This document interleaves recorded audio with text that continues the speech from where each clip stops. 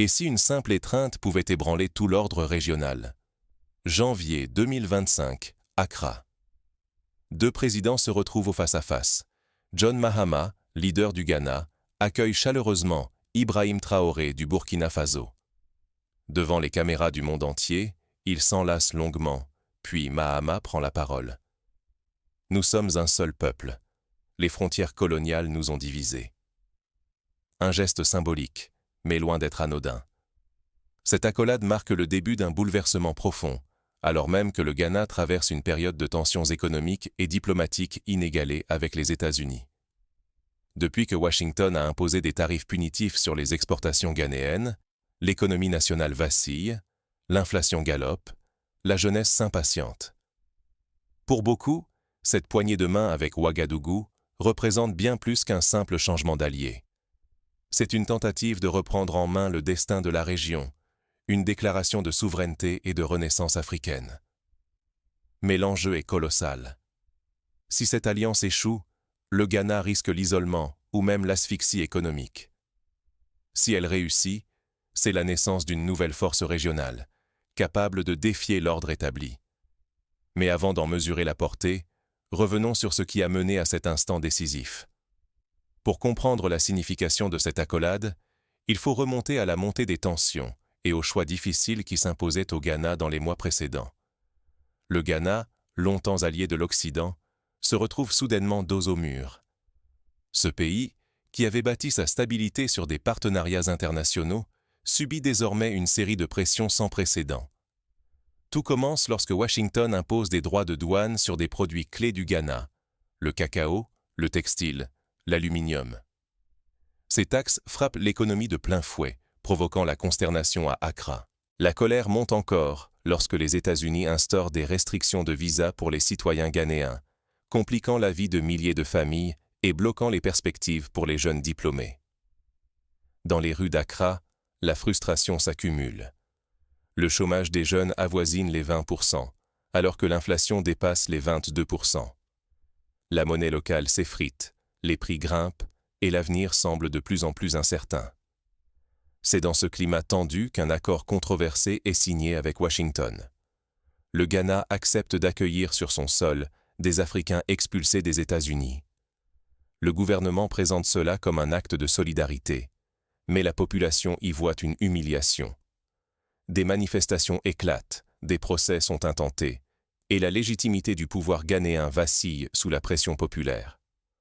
Au même moment, une interrogation stratégique s'impose aux élites. Faut-il continuer à compter sur des partenariats extérieurs, toujours plus exigeants? Ou bien regarder vers le continent africain, vers les voisins, pour imaginer une autre voie? Plus que jamais, l'économie ghanéenne vacille. La rue gronde, la jeunesse réclame des perspectives, et le gouvernement doit choisir entre l'isolement, la dépendance ou une nouvelle solidarité africaine. C'est alors qu'une alternative, inattendue mais pleine de promesses, émerge du Nord, portée par le Burkina Faso et son jeune dirigeant audacieux. Le Burkina Faso devient soudain plus qu'un voisin, un modèle à suivre. Lorsque Ibrahim Traoré, jeune président burkinabé, décide d'expulser les troupes françaises et de proclamer l'indépendance totale de son pays, c'est tout un continent qui tend l'oreille. À travers ses discours enflammés sur la coopération régionale et la souveraineté africaine, il incarne une rupture avec l'ordre ancien. Cette audace séduit bien au-delà des frontières du Burkina Faso.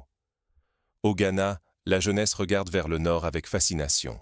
Sur les réseaux sociaux, des hashtags comme « Dignité africaine » se propagent. Des courts-métrages produits par de jeunes réalisateurs ghanéens vantent la résistance de Traoré. Dans les universités d'Accra, des tables rondes et débats prennent pour modèle les expériences burkinabées, stimulant une remise en question du modèle occidental dominant. Mais le changement ne se limite pas aux symboles. Les gouvernements des deux pays entament des discussions bilatérales concrètes.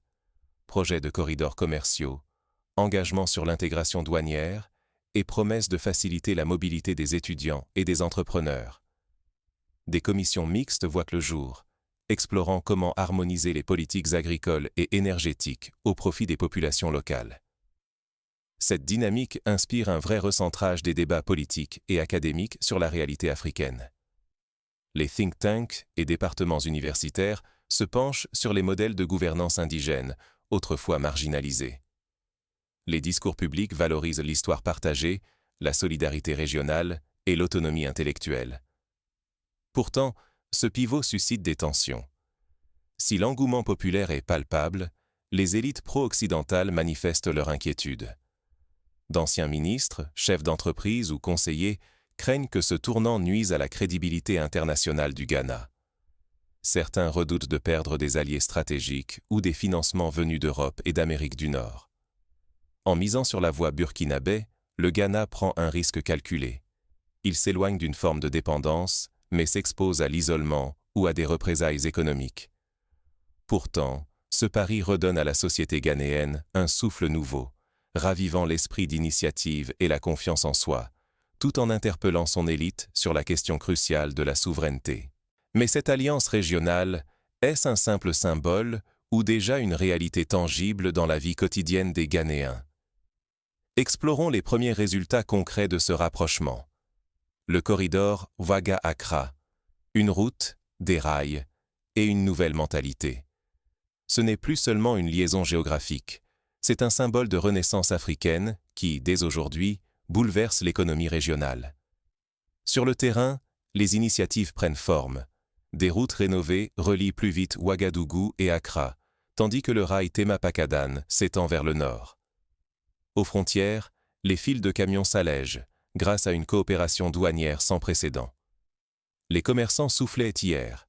Aujourd'hui, ils parlent d'efficacité et de gain de temps. Le secteur énergétique aussi change de visage. La centrale solaire de Zaktuli, fruit d'un partenariat inédit, alimente les deux pays en électricité propre et fiable. Dans les villages, des lampadaires solaires illuminent des marchés qui, jusque tard dans la nuit, bruissent d'une énergie nouvelle. Le savoir-faire technique circule enfin. Des ingénieurs burkinabés viennent former leurs homologues ghanéens, qui, eux, partagent des méthodes agricoles résilientes face au climat. Mais la transformation ne s'arrête pas là. L'alliance Ghana-Burkina Faso attire les regards de nouveaux partenaires. La Chine propose d'acheter du cacao et du coton sans droit de douane. La Russie négocie l'ouverture de centres de formation en prospection minière et en sécurité alimentaire. Pour la première fois, Accra n'est plus tributaire des seules capitales occidentales. L'horizon commercial se diversifie, les exportations changent de route, et l'Afrique de l'Ouest se découvre une marge de manœuvre. Chez les jeunes, l'effet est palpable. L'idée d'un avenir construit sur la solidarité régionale, pas la dépendance, redonne de l'espoir. Dans les lycées d'Accra comme de Koudougou, on parle d'échanges d'étudiants, de stages communs, de concours d'innovation agricole. Sur les réseaux sociaux, un sentiment d'appartenance régionale prend racine, déjouant la logique du chacun pour soi. Mais ce renouveau inquiète. Les partenaires occidentaux observent, prudents, parfois hostiles. Certains diplomates dénoncent une dérive populiste et menacent de revoir l'aide au développement. Des voisins craignent une marginalisation ou de perdre leur influence régionale. Chaque succès ghanéo-burkinabé est ausculté, chaque faux pas sera exploité. La crédibilité de cette intégration reste fragile. Pourtant, le pari est clair. Réussir, c'est prouver que la souveraineté africaine n'est pas qu'un slogan, mais une voie concrète. L'échec, lui, coûterait cher. Perte de confiance, retour en arrière, voire isolement international. Mais si la dynamique est lancée, quels défis et quelles résistances attendent ce nouvel élan africain? La suite nous plonge au cœur des tensions, des paris risqués et des choix cruciaux qui façonneront l'avenir du continent. Derrière les routes rénovées et les accolades diplomatiques, se cache une révolution silencieuse. Une nouvelle façon de penser l'Afrique, portée par le Ghana et le Burkina Faso. Ce n'est plus une question d'imiter des modèles extérieurs ou de tendre la main vers l'Occident en quête d'aide. C'est le choix audacieux du décentrement, du passage d'une histoire de dépendance à une logique de co-construction, où chaque pays africain devient acteur de son propre avenir. Cette démarche, c'est d'abord la réaffirmation de la dignité. Pour la jeunesse africaine, cela signifie se reconnaître le droit de choisir, d'imaginer, de décider sans attendre la validation extérieure. C'est aussi se rappeler que confiance et solidarité entre voisins sont les véritables moteurs du développement durable, là où l'assistance extérieure a souvent renforcé la fragilité. La coopération entre le Ghana et le Burkina Faso devient alors un prototype inspirant. Deux peuples que l'histoire avait séparés, capables aujourd'hui d'inventer ensemble des solutions adaptées à leur réalité. Ce partenariat montre à tous les décideurs que l'intégration africaine n'est pas un idéal abstrait, mais une stratégie concrète contre la marginalisation et les crises imposées de l'extérieur. Un autre apprentissage fondamental, c'est le changement de discours. Au lieu de se limiter à la résistance, il s'agit désormais d'une affirmation sereine. Oui, l'Afrique peut poser ses propres choix, tracer sa route, sans attendre de permission. Avancer ensemble, avec pragmatisme et confiance, là est la véritable force. Car celui qui manque ce tournant risque de rester prisonnier du passé et de ses dépendances. Il appartient à la jeunesse, aux dirigeants, à chaque citoyen, de saisir cette fenêtre d'opportunité. Mais concrètement, comment transformer cette inspiration en action? Quels leviers peuvent accélérer ce nouveau chapitre pour le Ghana, le Burkina Faso et toute l'Afrique? Et si l'histoire ne se jouait plus entre Accra et Washington, mais entre Accra et Ouagadougou? Et vous? Aujourd'hui, une question simple se pose. Qui écrira la suite de ce nouveau chapitre africain? Le Ghana a osé rompre avec la fatalité, transformant la pression extérieure en une force de rassemblement et d'innovation. Cette trajectoire n'est pas réservée à une élite, ni même à un seul pays. C'est chaque citoyen, chaque jeune, chaque voix qui peut la faire sienne. Ignorer ce mouvement, c'est risquer de rester spectateur, alors même que l'opportunité de bâtir une Afrique indépendante, fière et solidaire est à notre portée. Refuser d'y participer, c'est accepter que d'autres décident à notre place. C'est renoncer à l'espoir d'une souveraineté retrouvée. Or, l'histoire récente nous montre que l'émancipation africaine n'est plus un rêve lointain, ni une menace de rupture, mais un chemin pragmatique, fait d'alliances, de réinvention et de courage partagé. Face à la montée des incertitudes économiques et aux pressions extérieures, le choix de l'intégration régionale n'est ni naïf ni utopique. Il est vital. Pour la jeunesse, c'est une promesse d'opportunités nouvelles. Pour les décideurs, une question de crédibilité. Pour le continent, le socle de la stabilité de demain. Accra et Ouagadougou n'écrivent pas ce récit dans la solitude. Ils invitent toute l'Afrique à se joindre à eux, à refuser la division héritée du passé, à croire en la puissance du collectif. Vous, spectateurs, n'êtes pas en marge de cette aventure. L'Afrique qui s'invente aujourd'hui a besoin de vos idées, de vos initiatives, de votre audace.